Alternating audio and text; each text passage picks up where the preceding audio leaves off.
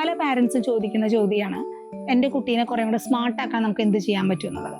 അപ്പോൾ IQ എന്ന് പറയുന്നത് ഇൻ്റലിജൻസ് കോഷ്യന്റ് എന്നുള്ളത് ഒരു നമ്പർ ആയിട്ടാണ് നമുക്ക് സ്കോർ വരുന്നതെന്നുണ്ടെങ്കിലും ദാറ്റ് ഈസ് നമ്മളതിനെ അളക്കുന്നു എന്നേ ഉള്ളൂ. അത് നമ്മുടെ ബ്രെയിനിലുള്ള ആ ന്യൂറോൺസിൻ്റെ സിനാപ്റ്റിക് കണക്ഷൻസിൻ്റെ ബേസ്ഡ് ആയിട്ടുള്ള ഒരു പെർഫോമൻസ് കോഷ്യൻ്റ് ആണ്.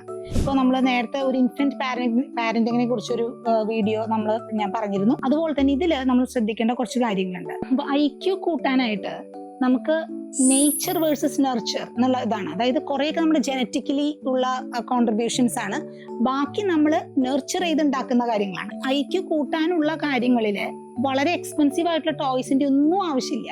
നമ്മുടെ ഹ്യൂമൻ ഇന്ററാക്ഷൻസ് ആണ് കുട്ടികൾക്ക് IQ കൂടാനായിട്ട് ഏറ്റവും വലിയ വഴി എന്ന് പറയുന്നത്. ടെന്നീസ് ഗെയിമിൽ സെർവ് ആൻഡ് റിട്ടേൺ പോലെ കുട്ടികൾ ഓരോ ക്യൂസ് നമുക്ക് തരും. അതായത് ഇപ്പോൾ ഒരു വയസ്സ് വരെയുള്ള കുട്ടികളാണെങ്കിൽ ഏതെങ്കിലും ഒരു സാധനത്തിനെ കുറിച്ച് നേരെ നോക്കി, അപ്പൊ അവൻ നോക്കുന്നതിനെ നമ്മൾ റെസ്പോണ്ട് ചെയ്യുന്നതാണ് അവന് റിട്ടേൺ എന്ന് പറയുന്നത്. ഇങ്ങനെയാണ് അവരുടെ സിനാപ്റ്റിക് കണക്ഷൻസ് കൂടുന്നത്. അപ്പോൾ ഓരോ quality interactions with the child can help them to expand their brain's abilities. Back and forth communications എന്ന് വെച്ച് കഴിഞ്ഞാൽ ഇപ്പോൾ ഒരു കുഞ്ഞ് നമ്മൾ നോക്കുകയാണെങ്കിൽ എന്താ ഇപ്പോൾ നോക്കുന്നത്, ആ കുഞ്ഞിന്റെ കണ്ണിൽ നോക്കിയുള്ള സംസാരം help them to expand their brain's abilities.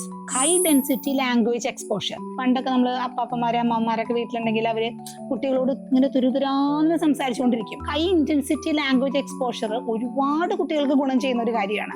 എന്ന് വെച്ച് കഴിഞ്ഞാൽ നമ്മൾ IQ മെഷർ ചെയ്യുമ്പോൾ ഒരു വെർബൽ IQ ഒക്കെ നമ്മൾ ഇങ്ങനെ മെഷർ ചെയ്യും IQ ടെസ്റ്റിൽ.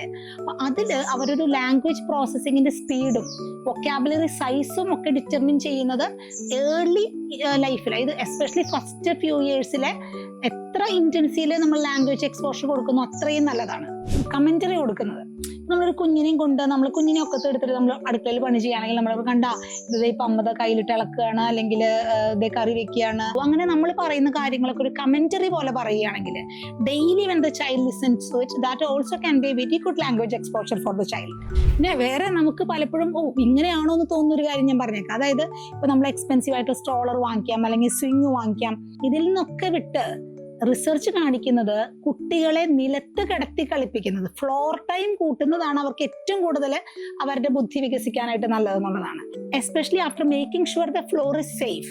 അതിനെ പിടിച്ചിട്ടായിരിക്കാം, നിലത്തിട്ടിട്ടായിരിക്കാം ഒക്കെ അവർ എക്സ്പ്ലോർ ചെയ്യുന്ന ആ എക്സ്പ്ലോറിലാണ് അവർക്ക് ആ ഡെപ്ത് പെർസെപ്ഷൻ ഒക്കെ ശരിക്കും കിട്ടുന്നത്. അപ്പോൾ ഒരു ഫ്ലോർ ടൈം കൂട്ടുന്നതാണ് ഏറ്റവും നല്ലത്. അപ്പോൾ എക്സ്പെൻസീവ് ആയിട്ടുള്ള ടോയ്സ് ഒന്നും കുട്ടികളുടെ IQ കൂട്ടാനായിട്ട് ആവശ്യമില്ല. ഫസ്റ്റ് ഇയറിൽ നമ്മുടെ ഒരു quality human interactions and letting the child explore their environment in a safe manner are the key areas to improve a child's IQ.